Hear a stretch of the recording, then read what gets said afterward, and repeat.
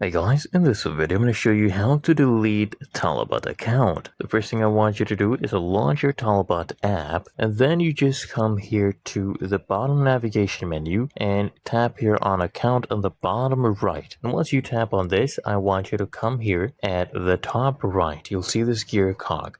And if you click on this, it will take you to your settings. So go ahead and click on settings right there, and you'll see the option that says account info. I want you to click here on account info, and here at the bottom you'll see delete account. I want you to come here and tap on delete account, and this will remove all your Talabat account information, all your Talabat credit, your reward points. You'll not be able to get this data back. And if you're okay with that, go ahead and toggle this one on. As you can see, we have selected that checkbox, and then click here on delete account, and as you can see, account deleted successfully. Really that easy, and that is how to delete Talabat account.